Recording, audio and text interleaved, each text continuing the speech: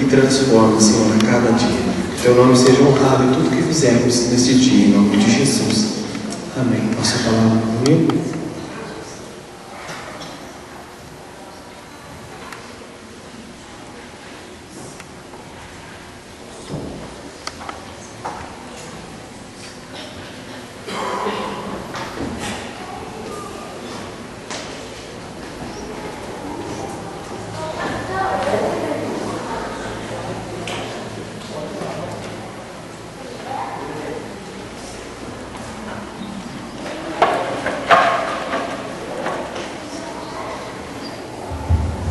As paz. Hoje nós vamos estudar a lição de número 15. O título dela é Paulo e os falsos apóstolos. Vamos permanecer em pé ainda para estar orando.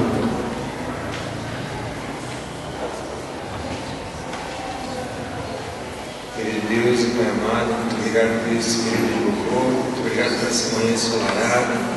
Obrigado por esse dia que nós temos o privilégio de nos encontrarmos contigo. Querido Deus, trabalha na vida do amigo, cada dia mais e mais derramando do teu Espírito, derramando da tua presença, querido Deus, que é doce, agradável. Abençoa, querido Deus, esse estudo, que o Senhor possa estar capacitando ele, fortalecendo cada dia mais e mais. Abençoa, Senhor, os nossos corações, para estar receptivo, querido Deus, para a tua santa e poderosa palavra. Fala conosco, Senhor, precisamos, ó Deus, da tua voz. Fala conosco, usa o teu servo, usa o teu vaso, Pai, em nome de Jesus, seja com ele, seja com cada um, Pai. Muito obrigado. Amém. Amém. Podemos aceitar?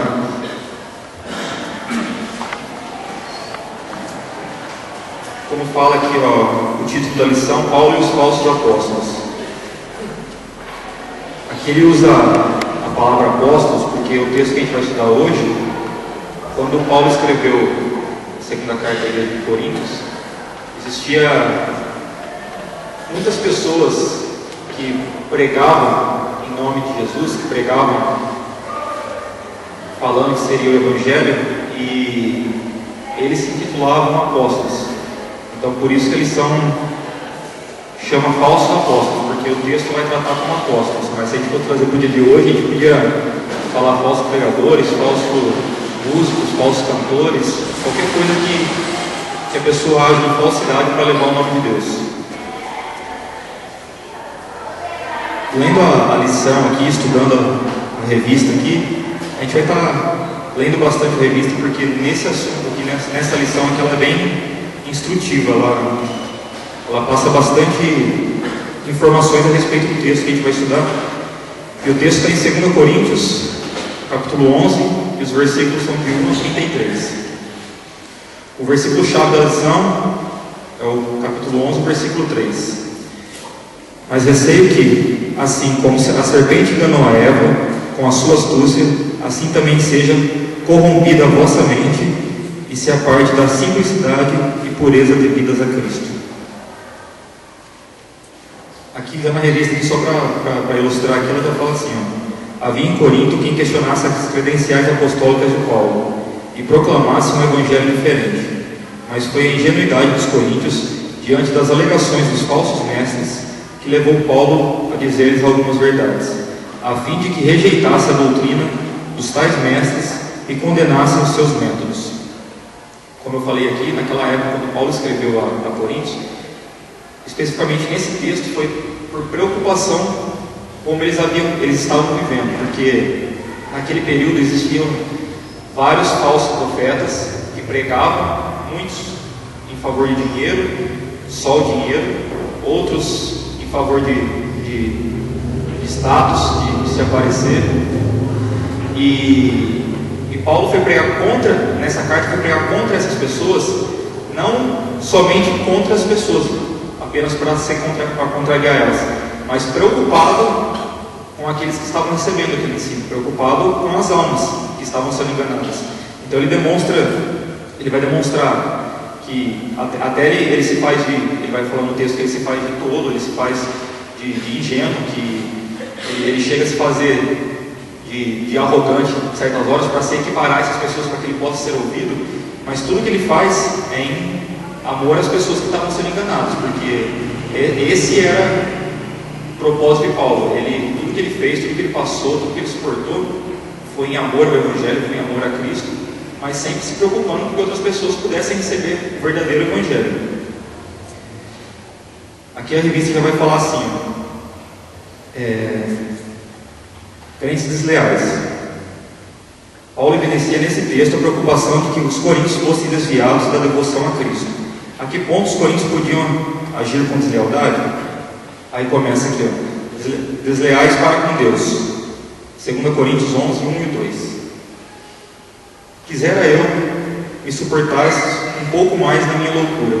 Suportai-me, pois, porque zelo por vós com o zelo de Deus, visto que vós tenho preparado para vos apresentar como virgem pura a um só esposo, que é Cristo.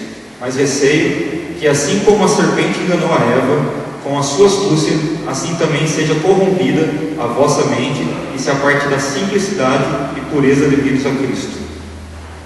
Então aqui já vai falar isso daí que eu iniciei falando aqui. Paulo fala que ele zela, que ele se preocupa com uma preocupação como se fosse a que Deus tinha para aquelas pessoas, mas ele se colocava no lugar com a preocupação mesmo de almas. Mas ao mesmo tempo que ele se preocupava em levar aquelas pessoas até a salvação, ele se preocupava também com aqueles que estavam enganando.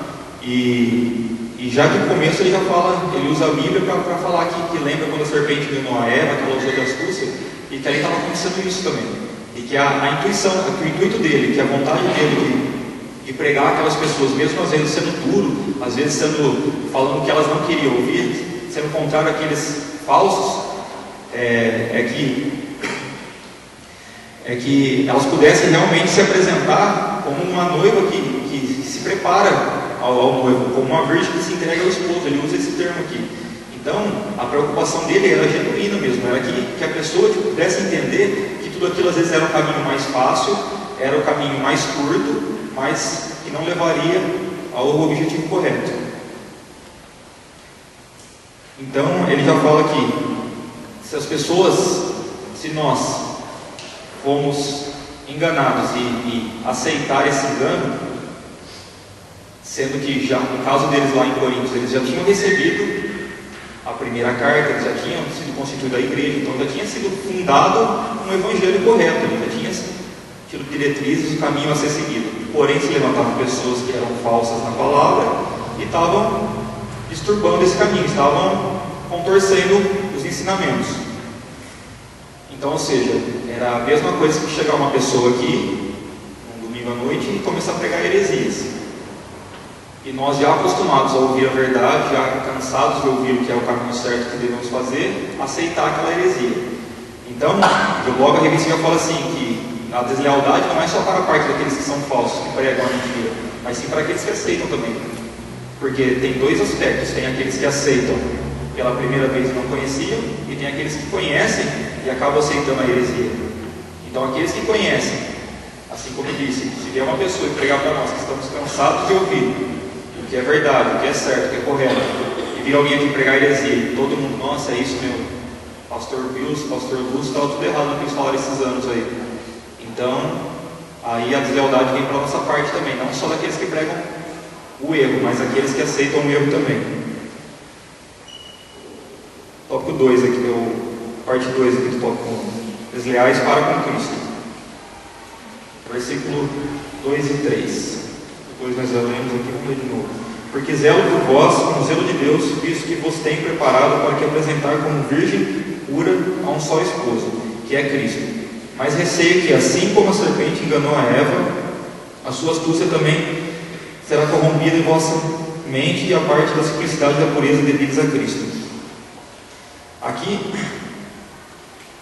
eu acabei já me antecedendo na fala, mas é justamente isso daí. Nós estaríamos sendo desleal para com Deus, porque nós conhecíamos, e para com Cristo aqui depois o autor vai falar aqui na Bíblia, que fala que é para com o Evangelho. Cristo, eles falam assim, é o Evangelho pregado, porque Cristo é o Evangelho vivo. Né? Então fala aqui nessa Bíblia de estudo, ela fala assim que nós somos desleais para com o Evangelho, sendo para com a palavra. acabamos aceitando um ensino errado, como eu disse aqui agora, que depois vai cair para o tópico 3, já que é desleais para o Evangelho, no versículo 4.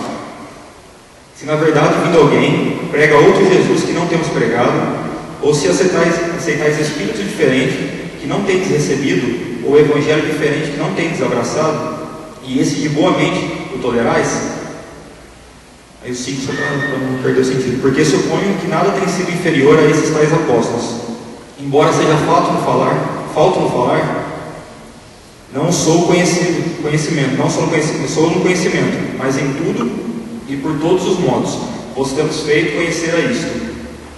Aqui Paulo já começa a querer se comparar àqueles falsos, não sendo igual, mas ele queria que as pessoas entendessem que deixar de ouvir ele não estava acrescentando em nada, porque ele não era inferior em nada àqueles que estavam pregando o erro.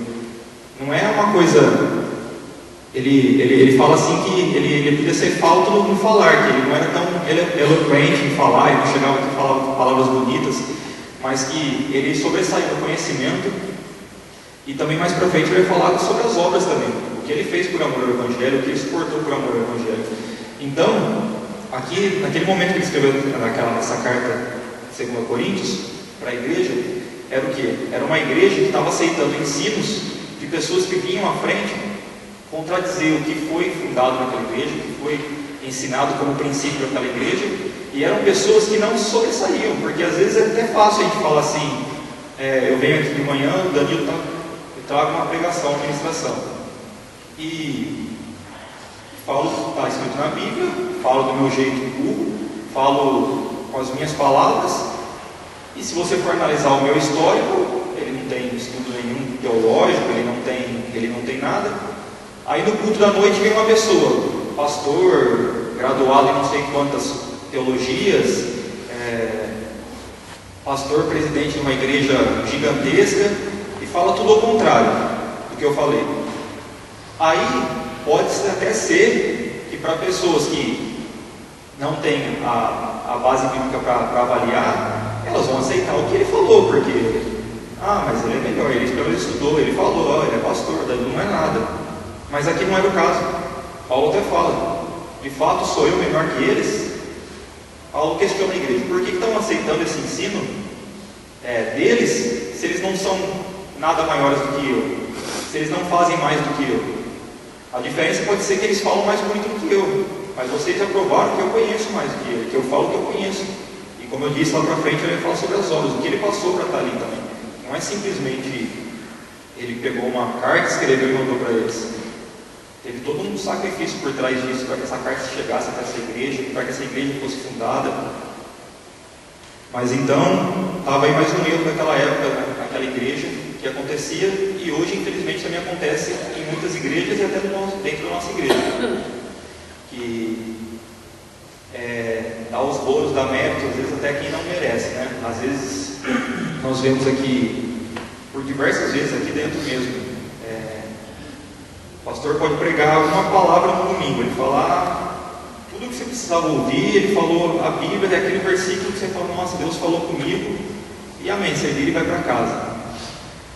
Se domingo que vem, no próximo dia, vem um pregador de fora, e que você faça qualquer coisa, o cara pode não ser nada, mas se o cara vem e fala o mesmo versículo, aqui na frente, no final do culto é outro, é fila para pessoas para abraçar, para pedir oração, para receber. Parece que foi outra pregação, parece que foi outra Bíblia que ele usou, parece que foi outra palavra que ele trouxe. E realmente acontecia isso daí. Só que às vezes até é inverso, né? Porque se ele pregar a mesma palavra, ainda bem, porque ele está pregando a verdade. Mas no caso aqui, eles pregavam contra o que era o que Paulo pregava. E mesmo assim eles recebiam o mérito, eles recebiam a exaltação do pessoal da igreja naquela época. Seguindo aqui, 4 desleais para com a verdade. 2 Coríntios 5 e 6, que nós já lemos já. Aqui a revista fala assim, a deslealdade dos coríntios atingiu outro nível, a verdade. Porque, ao aceitarem a mensagem pregada pelos falsos apóstolos, aqueles que anunciavam um evangelho diferente, e a quem o apóstolo chama de ministros de Satanás, estavam negando a verdade que lhes havia sido transmitida, ao afirmar em nada ter sido inferior a esses tais apóstolos. Paulo não está concordando que são iguais a ele próprio. Ele está apenas dando a resposta à afirmação deles. Então, fala aqui, em 1 Coríntios, em outro texto, Paulo fala que esses são ministros de Satanás. Intitula eles como ministros de Satanás. Ou seja, quem prega mentira. Pessoas que usavam da mentira para estar à frente de um povo. E aqui, até a revista traz que Paulo não quis falar que é igual a eles, mas teve que usar esse termo para que eles pudessem entender que ele estava aceitando algo diferente de nada que sobressaía a ele. O apóstolo reconhecia que era falta no falar, como a gente já disse aqui, que ele não tinha eloquência, que ele podia não falar igual àqueles que estavam se levantando contra. Isto é, não se comparava aos oradores da época, que bem empregavam a retórica e a eloquência ao falar em público. Contudo, no conhecimento, Paulo era superior. E sobre isso, os crentes de Corinto poderiam dar testemunho, pois havia recebido dele o conhecimento da fé cristã. Então, é bem isso aí que nós falamos mesmo. Aquelas pessoas, eles receberam o discipulado, eles foram discipulados por Paulo. Eles receberam o conhecimento, o princípio da vida cristã, o começo da fé, foi através do que Paulo pôde passar para eles. E a gente vê em 1 Coríntios que muitos ficaram maravilhados, que a igreja desmontou, porque aquilo foi algo impactante que mudou realmente a realidade deles naquela época. Então, aqui a própria revista fala que eles mesmos poderiam dar testemunho do conhecimento de Paulo. Que eles mesmos poderiam falar que ele não falava bem, mas eles só eram prova que Paulo conhecia mesmo, que Paulo tinha ensinado tudo a eles. Mas eles estavam aceitando o ensino de falsos. Em outra lição aqui, eu falei outra vez que até depois as pessoas vieram perguntar, conversar comigo a esse respeito. Nós falamos que nós vemos bastante a respeito das igrejas que usam hoje na televisão. A gente pode ligar a televisão, a gente tem internet, tem muita coisa hoje. Nós podemos ver muita enganação, muita heresia, né? muita pilantragem mesmo, porque você vê que tem coisa que é só por dinheiro, tem coisa que é por status mesmo, e hoje agora com esse negócio de bancada evangélica é muita política envolvida, então é uma guerra que não precisava existir, são coisas que não precisavam ter. E no meio, por trás de tudo isso daí, dessas pessoas que estão nessa briga, nessa guerra, nessas coisas, nessas mentiras aí, a gente vê uma igreja por trás, né? Porque se você ligar a televisão, você vai ver um culto e você vai ver pessoas sentadas ouvindo um cara pregar heresia ali, um cara falar mentira. E até eu falei aqui da outra vez que surgiu esse assunto aqui que nós vemos, até citamos alguns programas aqui que tinha visto, algumas coisas que nós vemos de madrugada que chega a ser até pior. E eu falei que quando eu vejo uma coisa dessa daí, quando eu vejo uma pessoa à frente pregando mentira, quando eu vejo as pessoas lá ouvindo, eu vejo pessoas que não leem a Bíblia. Então eu vejo um pregador que prega mentira e uma igreja que não lê a Bíblia. Porque de certo que se nós temos conhecimento, se nós somos baseados na Bíblia, se nós conhecemos as Escrituras, nós temos uma carga para poder questionar. Peraí, mas ele está pregando, mas a Bíblia fala outra coisa. Ele está pedindo isso daqui, mas a Bíblia fala que não é assim. Ele mandou fazer isso daqui, mas é totalmente contrário à Bíblia. Então, fica uma lição para nós nos apegarmos mais ainda ao conhecimento da palavra. Porque, graças a Deus, nós temos uma liderança, pregadores do nosso ministério que pregam a palavra de Deus.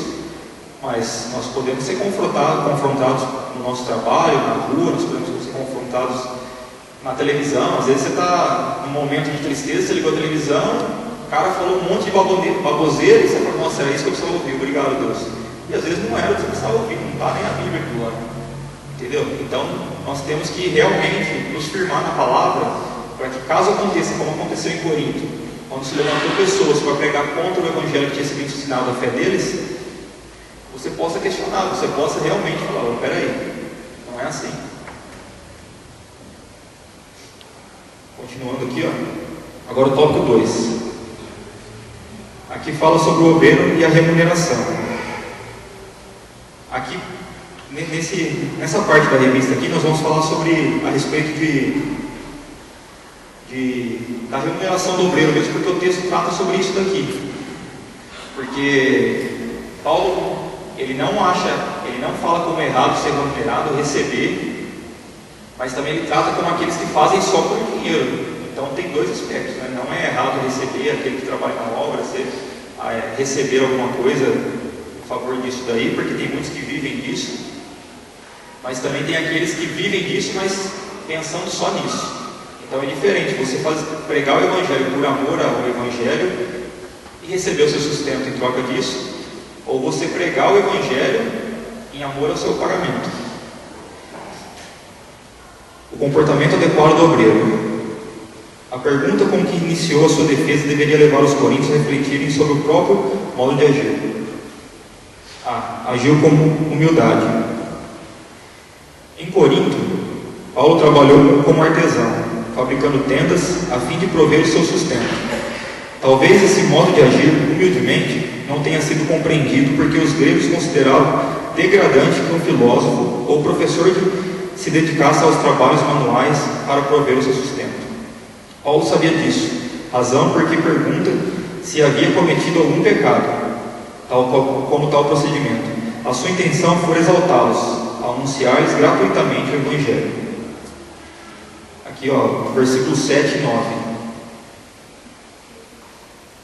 Cometi eu, porventura, algum pecado pelo fato de viver humildemente, para que fosse vós exaltados, visto que gratuitamente vos anunciei o Evangelho de Deus?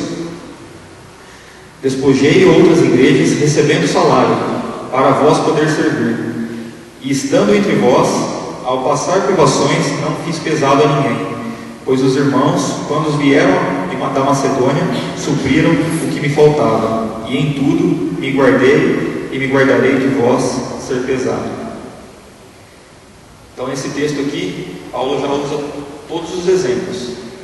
Ele fala que naquele momento ele trabalhou ali com eles sem cobrar nada, não pedindo nada, e fazendo um trabalho por fora de artesão. Ele fabricava tendas para prover o seu sustento, porque ele reconhecia a condição daquele povo na época e não queria se tornar um peso para ninguém, porque se ele fosse visto como um peso, seria uma barreira para ele pregar o Evangelho. Então Paulo, na sua sabedoria, porque o cara era muito sábio, ele sabia como chegar em cada lugar, cada cidade, cada igreja, cada povo, ele usava de uma estratégia.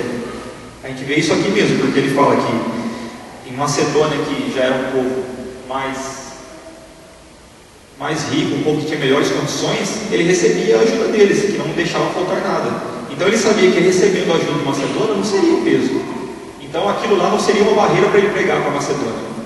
Mas ali, naquele lugar, já seria uma barreira. Então ele preferiu trabalhar por conta por fora e não receber, para que não fosse um peso, não causasse barreira nenhuma para pregar para aquela igreja.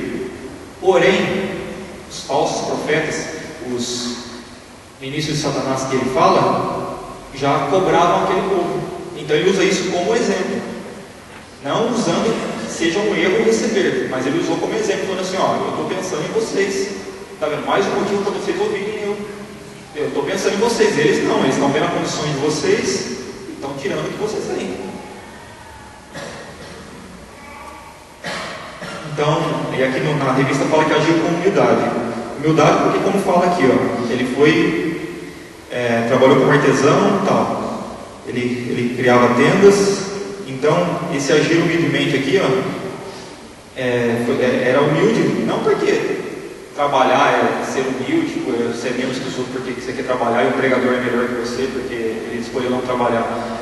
Porque o trabalho manual naquela época era visto como uma coisa degradante para alguém que se considerava filósofo, que tinha o conhecimento de Paulo, os estudos de Paulo. Então, os religiosos da época, os estudiosos, achavam aquilo uma forma de viver inferior. Então, ele fala que, ele até pergunta, porém isso foi um erro meu, me tornar como humilde, e esse humilde dele foi escolher fabricar tendas para não ter que tirar dinheiro de vocês. Então, ele até pergunta para poder comparar isso daí com o que diz. Aí depois aqui no B, agiu com a verdade, versículo 10. A verdade me guardei de vós, aqui a verdade de Cristo está em mim. Por isso não me será tirada esta glória nas regiões de Acaia. A revista aqui, ó. Esse versículo esclarece bem a razão de Paulo não ter sido financeiramente pesado aos coríntios, ao usar a expressão, a verdade de Cristo está em mim. Paulo fundamenta a sua opção de pregar nas regiões de Acaia, do qual Corinto era a principal cidade e centro político administrativo, sem qualquer ônus para ele. Ele agia de acordo com um propósito estabelecido diante de Cristo, razão pela qual ninguém lhe tiraria esta glória, de anunciar-lhes o Evangelho sem lhe ser pesado. Era a obrigação de Paulo a pregação e não uma opção. Então aqui Paulo quis falar o quê? Que mesmo cidades da região ali, sendo o centro administrativo, onde passava muito dinheiro, mesmo que pudesse encontrar recursos financeiros ali para ele se manter, se instituir ali e continuar pregando e levando, ele não queria ser visto como isso. Ele falou que a verdade que ele pregava, isso ninguém podia tirar dele. Então ele não queria colocar nada que fosse desmerecer a sua obra ali, o que ele estava fazendo ali. Ele não queria que nada fosse, ele não queria que nada tomasse a frente. Ele queria ser visto como alguém que levou o Evangelho. Ele não queria que falasse, esse foi, lembra de Paulo que recebeu tanto lá, que nós pagamos para ele aquela vez, ou ele foi uma bênção. Entendeu? Ele não queria que nada fosse colocado, ele não queria que nada fosse colocado na frente da verdade que ele pregou. Por isso que ele fala, com o que eu fiz aqui, a verdade, isso ninguém tirará de mim. Então ele pôde declarar que com a opção que ele fez, com a forma que ele pregou ali, nada poderia ser colocado à frente da verdade que ele pregou.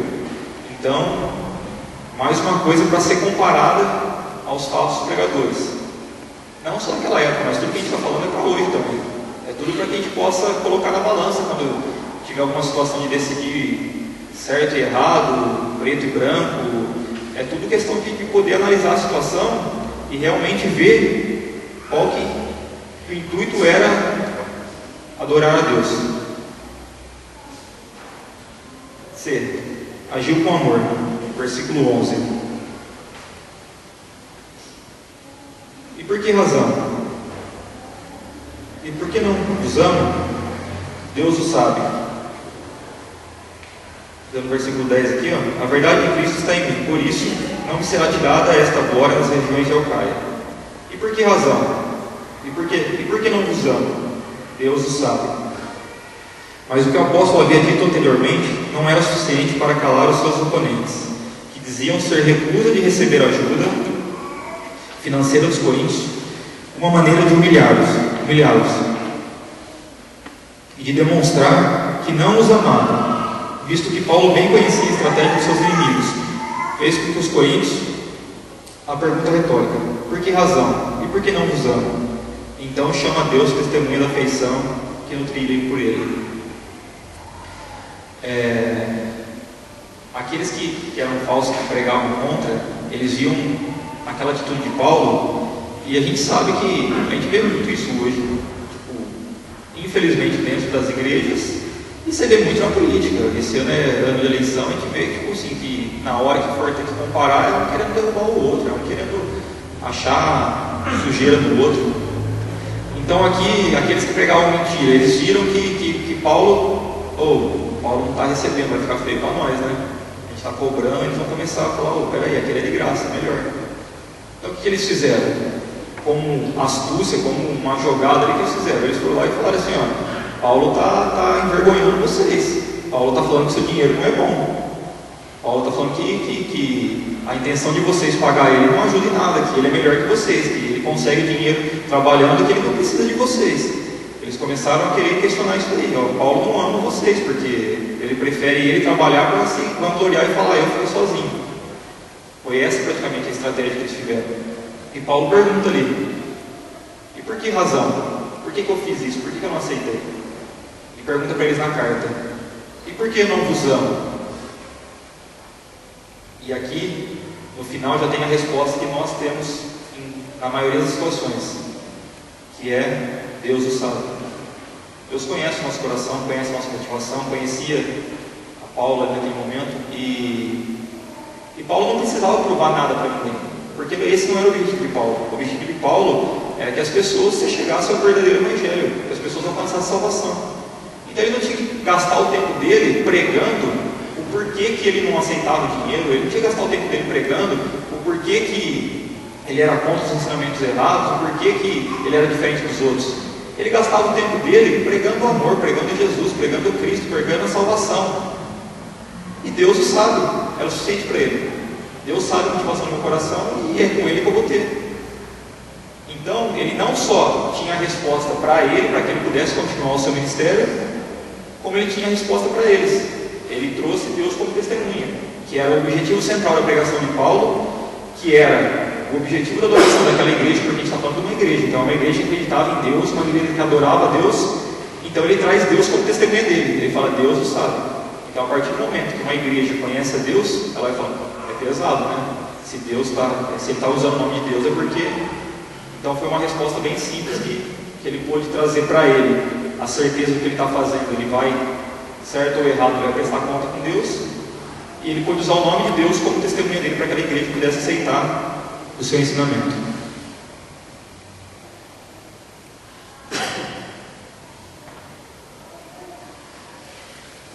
Aqui, ó, o comportamento inadequado dos falsos obreiros. Agora vai falar um pouco do que eles faziam, como eles agiam. Paulo estava determinado a não colocar fardo financeiro sobre os coríntios, como a gente já disse. E isso ficava também diante da atitude dos falsos obreiros, de não trabalhar em um lugar sem obter lucro, como é próprio de muitos líderes de seitas de hoje. Então aqui, ó, muitos deles, ou todos eles, agiam com orgulho. Versículo 12. Mas o que faço e farei é para cortar ocasião aqueles que a buscam com o intuito de serem considerados iguais a nós, naquilo em que se gloriam. Então, desejando comparar-se aos apóstolos, os falsos mestres, gloriavam-se naquilo em que não podiam. Gostariam de dizer que desenvolviam a sua missão nas mesmas condições de Paulo, mas se desejavam ser iguais a ele em glória. Então, que seguissem o mesmo método que adotou. Com essa palavra, Paulo eliminou o orgulho deles. Então, aqui fala que aqueles falsos profetas, eles, em todo momento, eles queriam se comparar a Paulo e os outros apóstolos, os outros pregadores ali daquela época. Só que, porém, eles pediam, eles exigiam a glória. Eles falavam assim, ó, eu estou aqui, eu estou falando o que Paulo fala, mas eu quero ser tratado, reconhecido como Paulo. Eu quero receber o que vocês deram para Paulo, porque eu quero chegar aqui e meu nome ser falado como eu falo de Paulo em todos os lugares que ele passou. E muitas das vezes sou eu que fiz, ó, eu curei, ó, eu libertei. Então, é o orgulho tomando conta, que Paulo fala aqui, que se eles queriam realmente ser igual a Paulo, por que não ser isso também? Já que eles queriam usar da pregação e ter o reconhecimento de Paulo, se igualar a Paulo na boca dos outros, por que eles não tomavam a atitude de ser igual a Paulo, de não querer os louros, de não querer a glória? Então Paulo já, aqui na mesma carta que era para a igreja, Paulo já fazia um alerta para eles, já que querem fazer, então faça da maneira certa, porque acho que Paulo também acreditava que todos estão chamados, que todos poderiam ser úteis. Então Paulo aqui também podia ver que, já que eles são eloquentes, já que eles têm facilidade em falar, já que eles estavam à frente de algumas pessoas, eles podiam usar aquilo então para algo bom, podiam ser usados por Deus ali também. Então já que vocês querem ser igual a eu, por que não são? Entendeu? Agiam com falsidade. Capítulo 11, de 13 ao 15. Porque os tais são falsos apóstolos, obreiros fraudulentos, transformando-se em apóstolos de Cristo. E não é de admirar, porque o próprio Satanás se transforma em anjo de luz. Não é muito, pois, que os seus próprios ministros se transformem em ministros de justiça, e o fim deles será conforme as suas obras. Se fossem verdadeiros apóstolos, não hesitariam em receber dos coríntios alguma remuneração, visto que a maioria dos apóstolos a aceitava. E o próprio apóstolo Paulo defendia o direito do obreiro cristão ser remunerado. Aqui vai falar como eu disse, né, Paulo não era contra receber, ele não era contra o obreiro ter o sustento da obra, ele poder receber alguma coisa em troca. A gente vê lá em 1 Coríntios,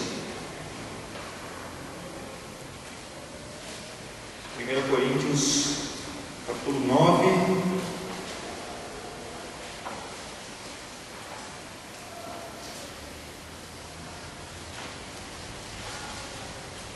a partir do versículo 3 aqui. A minha defesa perante os que me interpretam é esta: não temos nós o direito de comer e beber, e também o de fazer-nos acompanhar de uma mulher irmã, como fazem os demais apóstolos e os irmãos do Senhor em Cefas? Ou somente eu e Barnabé não temos o direito de deixar de trabalhar? Quem jamais vai à guerra à sua própria custa? Quem planta a vinha e não come do seu fruto? Ou quem apacenta o rebanho e não alimenta do leite do rebanho? Porventura, falo isto como homem, ou não o diz também a lei? Porque na lei de Moisés está escrito: não atarás a boca ao boi quando pisa o trigo. Acaso é com bois que Deus se preocupa? Ou é seguramente por nós que Ele diz? Certo que é por nós que está escrito: pois o que lavra, cumpre fazê-lo com esperança, e o que pisa o trigo, faça uma esperança de receber a parte que lhe é devida.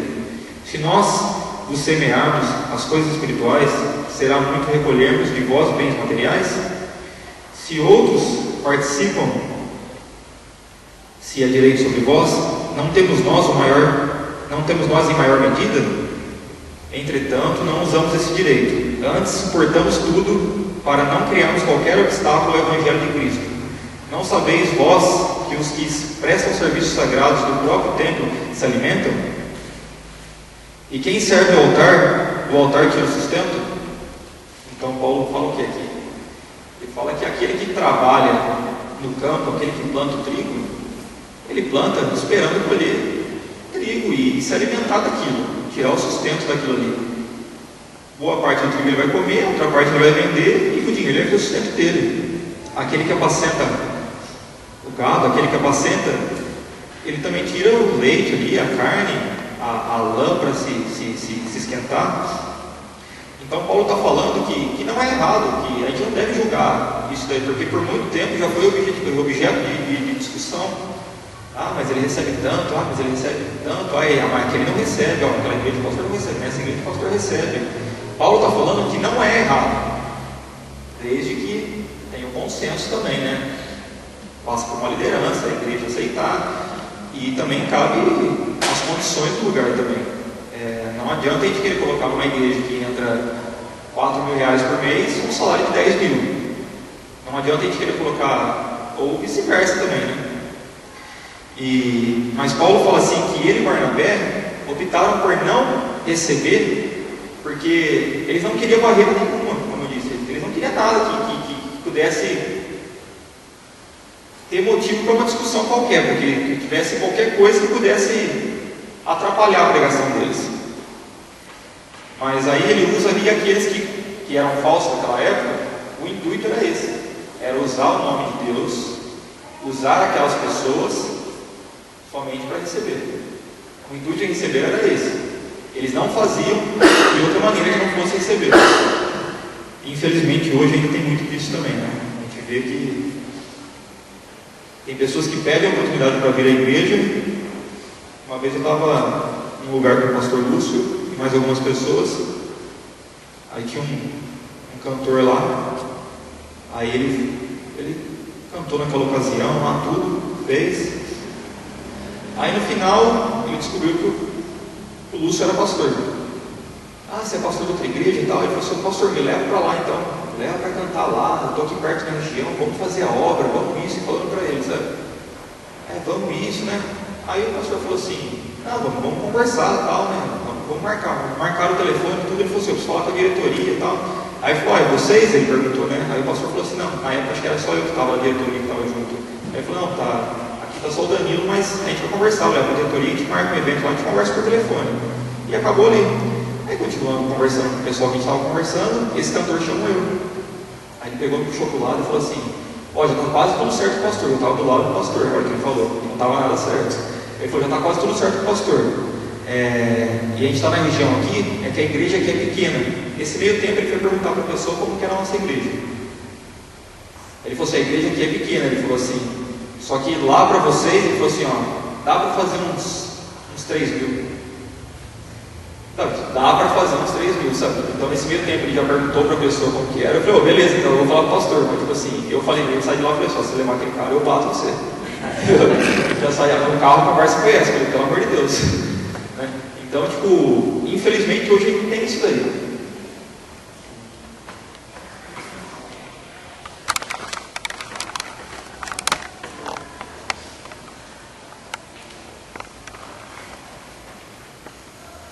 Mas a questão financeira é um dos fatores principais que mais tem multiplicado os falsos apóstolos. Porque eles estão vendo assim no Evangelho, não é fonte de lucro mais, é fonte de riqueza. Eu fico pensando, o que será que aconteceria se Paulo estivesse vivo nos nossos dias? Ouvindo as barbaridades que nós muitas vezes ouvimos, né? Então nós estamos vendo que aqui o Paulo, ele tinha um zelo muito grande com o Evangelho. Ele falou assim, para que a gente não seja tropeço para o Evangelho de Cristo, não seja escândalo. Mas a gente vê que os falsos apóstolos, eles não estão preocupados com isso. Eles querem dinheiro, não é pouco dinheiro, é riqueza. Inclusive eu estava conversando aqui com o irmão Paulo e eu estava comentando com ele o absurdo que é. Eles chegam a falar assim, nós precisamos, se você não ajudar, esse programa agora vai acabar e você vai ser culpado, porque o programa vai sair do ar, porque você não ajudou. E então nós estamos vivendo isso, mas eu posso dizer algo assim, por experiência. Algumas pessoas já ouvi falar assim, eu quero seguir um ministério, eu quero fazer isso, um curso teológico, mas a gente não vê hoje as pessoas chegando para a gente falar assim, olha, quando eu vejo o chamado de Moisés, quando eu vejo o chamado de Jeremias, aquilo arde no meu coração, aquilo toca na minha alma. A gente não escuta isso. Você só ouve falar assim, eu vou seguir o ministério, eu vou fazer isso, mas você não escuta mais. Então, nós assim, viemos de um tempo em que muitas pessoas, muitos jovens da igreja, eles chegavam por amor ao Evangelho, falando, meu coração queima quando eu escuto falar de missões, arde dentro de mim um fogo, quando eu vejo a vocação de Elias, de Eliseu. Então isso está perdido. A intenção hoje é lucro, é finanças. Infelizmente, não é geral, mas eu digo que a grande maioria está olhando a questão financeira assim, a gente vê isso com muita tristeza. Mas eu penso que tem um comércio, né? Em tudo.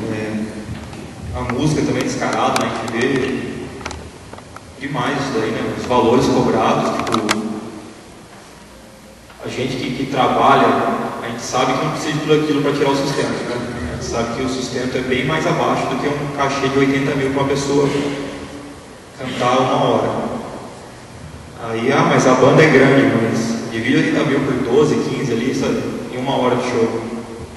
É muito menos que isso o sustento, né? Então, tirar o sustento do Evangelho é uma coisa, né? Agora, como a pastora disse, não é só ver uma fonte de renda, é realmente de enriquecimento, é coisa absurda que a gente vê. A gente vê casos de fazendas, aviões, é coisa desnecessária, mas desnecessária mesmo. Aqui os falsos profetas agiam de forma abusiva. Parece que os adversários de Paulo não somente aceitavam a remuneração, como também a cobravam com toda a avidez. Eram tão vaidosos das próprias opiniões que não hesitavam em humilhar, criticar e ofender os que se opunham à autoridade deles. Paulo estava admirado com a disposição dos coríntios em tolerar esse tratamento abusivo dos falsos mestres e, ao mesmo tempo, recusarem as advertências que lhes transmitia com amor. Versículo 20 aqui, Tolerais quem vos escravize, quem vos devore, quem vos detém, quem se exalte, quem vos esbofeteie, quem esbofeteie no rosto. Então, aqui a própria revista vai falar para nós assim que o tratamento deles para o Coríntios era agressivo, era abusivo. Não fala só na parte do dinheiro, não, de receber, mas era em tudo. A pregação deles era uma coisa agressiva mesmo. Eles usavam de palavras que humilhavam, eles usavam de humilhação. E Paulo se surpreende como eles aceitavam isso, e não queriam aceitar o ensino passado por Paulo, que era dado como amor, que dava para ver nas atitudes de Paulo que era uma atitude de amor, e eles optavam em escolher aquilo. Então vai cair naquilo que a gente falou, na falta de conhecimento, né? Porque se eu, como pessoa normal, já não conhecendo a palavra de Deus, eu já não aceito que uma pessoa ficar gritando comigo, me xingando, sendo agressivo comigo, eu já não aceito isso normalmente. Imagina eu conhecendo a palavra de Deus, a pessoa está me ensinando alguma coisa errada de uma maneira que me agride ainda, que tenta me humilhar, vai apanhar. Eu vou apanhar bastante ainda. Mas o engraçado é que aconteceu ali. Isso aqui não foi uma história que ele inventou para fazer ilusão a algum acontecimento. Foi uma coisa que aconteceu. Eram pessoas que conhecedoras da verdade, que estavam sendo confrontadas por dois estilos de ensino, dois modos de ensino, um certo e um errado. O certo ensinado em amor, sem lhe cobrar nada, o errado agressivo, cobrando, abusivo, e ele estava escolhendo o errado. E infelizmente isso ainda acontece nos dias de hoje, aqui em Descalvado e em todo lugar. A vanglória do obreiro. Aqui vai continuar falando lá que vanglória é tolice, fala sobre ostentação e carnalidade. Então vai cair no que a gente já estudou lá há pouco atrás, lá que muitos exigiam ser reconhecidos como Paulo, que queriam agora que Paulo tinha no meio deles, que queriam ser conhecidos como Paulo, Barnabé e outros eram falados naquelas cidades. Então Paulo vai falar aqui que isso é tolice, que isso não é o intuito, esse não é o objetivo. E depois fala ostentação e carnalidade, que Paulo consegue enxergar, como eu disse, que Paulo, como homem de Deus, conhecedor do Evangelho, ele via naquelas pessoas que poderiam ser instrumentos grandiosos na mão de Deus, que eram pessoas de boa fala, de conhecimento, de boa aparência, que sabiam se portar em público. Então, essas pessoas na mão de Deus seriam instrumentos grandiosos, mas tem a carnalidade e a ostentação que tomam conta deles por causa da carne. Então, eram pessoas talentosas, mas com objetivos errados. E aqui vai o tapa na cara de todo mundo. As credenciais e aprovação do obreiro. Aqui nós vamos ver que fala sobre a sua experiência de sofrimento, a sua preocupação com a igreja e a sua experiência de submissão. 2 Coríntios 11, do 21 ao 33. Aqui Paulo vai falar um pouquinho o currículo dele como homem de Deus, um pouquinho do que ele passou aqui. Não foi só construir tenda para viver, não. Ingloriamente, não gloriamente, o confesso, como se fôramos fracos, mas naquilo em que qualquer tem ousadia, com insensatez eu afirmo, também a tenho. Se são hebreus, eu também sou. São israelitas, também eu. São da descendência de Abraão, também sou. São ministros de Cristo, falo como fora de mim. Eu ainda mais. Em trabalho, muito mais. Muito mais em prisões, em açoites sem medidas, em perigos de morte, e muitas vezes foram. 5 vezes recebi dos judeus uma quarentena de açoites menos um. Fui 3 vezes fustigado com varas, uma vez apedrejado.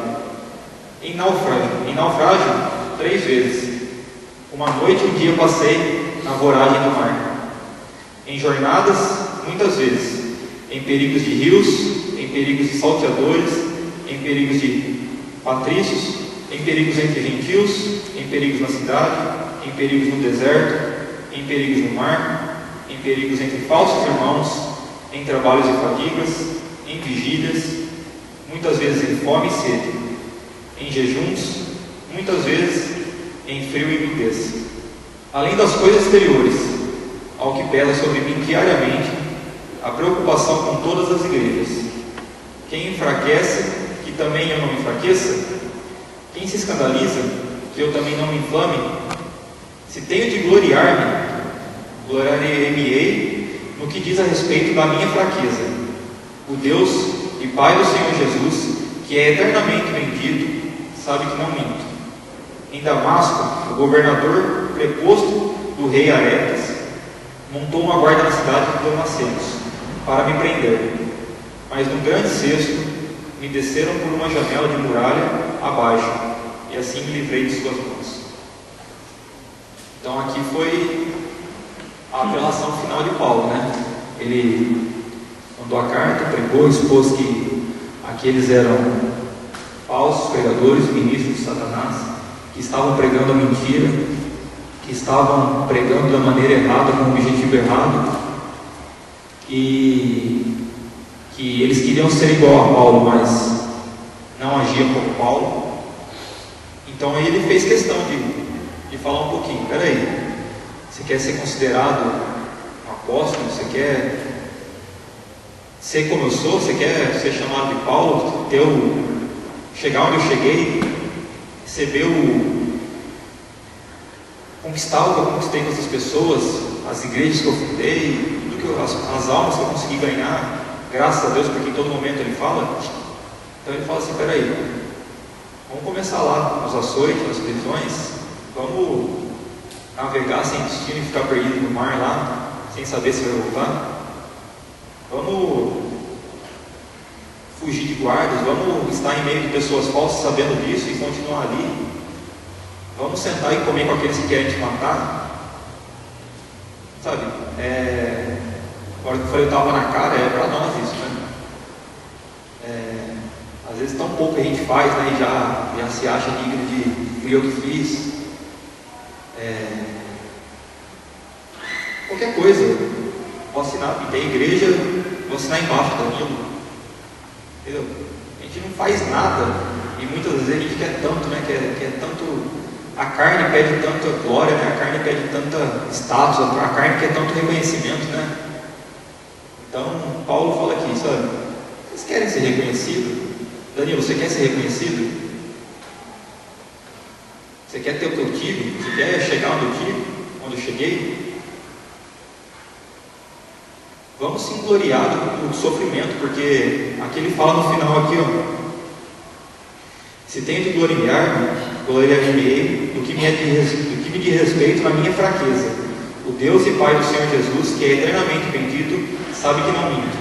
Aí ele fala que em Damasco ele foi perseguido, ele teve que sair escondido num cesto e foi descido lá pela janela. Aqui na Bíblia fala que aquele foi um momento de vergonha para Paulo. Que Paulo, sendo quem ele era antes, tem que sair fugido de Damasco, escondido, fugindo, com a ajuda de outras pessoas, escondido num cesto. Aquilo para ele foi um momento de vergonha. Porém, é o que ele fala, ele citou esse exemplo aqui no final desse texto aqui, justamente por isso. Porque se ele vai se gloriar de alguma coisa, ele quer se gloriar no momento de fraqueza dele. Porque naquele momento lá, se ele dependesse da força dele, ele seria morto, seria preso, seria capturado. Então foi um momento de fraqueza, onde ele pôde ver o agir de Deus. Aquele escape, ele vê como as mãos de Deus sobre a vida dele. Então ele fala, se eu for me gloriar de alguma coisa, eu quero me gloriar da parte que eu fui fraco. Porque eu sei que se eu fiz alguma coisa quando eu estava fraco, foi porque foi através do poder de Deus. Ou seja, eu e você não somos fracos. Amém? Então é isso daí, gente. A lição é sobre isso mesmo. É mais um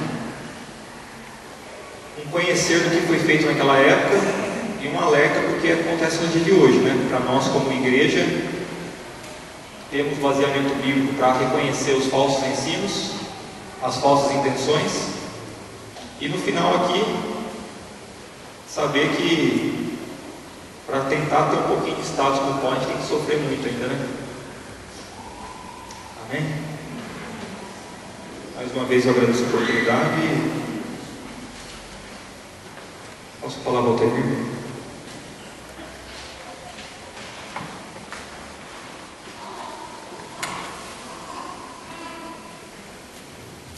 As paz, irmãos.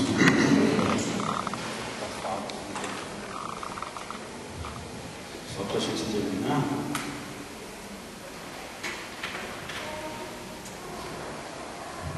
enquanto as crianças não chegam, só para concluir, a questão de remuneração, ela é realmente muito polêmica.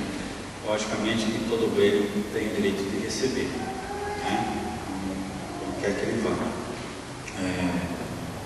A bem da verdade, infelizmente, existe muito engano nesse meio. Hoje, o público gospel virou alvo, né? Virou alvo. Concluíram que é uma fatia de mercado muito próspera. E realmente é. Porém, vamos esquecer que antes que o povo gospel fosse alvo desse mercado, já existia um povo que já lutava, que já pregava a palavra de Deus através das músicas, do louvor, da adoração, e fazia a diferença no meio do povo de Deus. Só não vamos generalizar. Nós temos a palavra de Deus para ser o nosso guia, né? Então a gente tem condições de saber quem é quem. Nós tivemos aqui, o último que apareceu aqui foi uns meses atrás, esqueci o nome dele, vocês lembram? Isso, o pastor Antônio Cláudio, missionário, né? Pelo amor de Deus. Ele já tinha vindo aqui uns anos atrás, né? O pastor Wilson, do mesmo jeitinho, de uma forma, só engordou um pouquinho mais. Mas, então, a gente não pode rotular todos, né? Na verdade, a gente não tem esse direito de julgar ninguém. Deus vai julgar.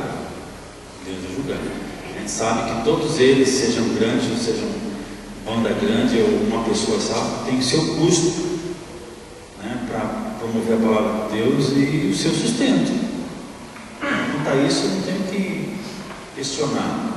Tá? Essa igreja tem um método de abençoar esses tipos de pessoas com uma oferta missionária, uma oferta de gratidão pelo custo. Às vezes acontece que um outro tem um valor já, ou então às vezes a gente determina esse valor, mas de qualquer forma, irmãos, a gente não pode rotular ninguém e deixa que Deus cuide. Nossa obrigação é fazer a nossa parte.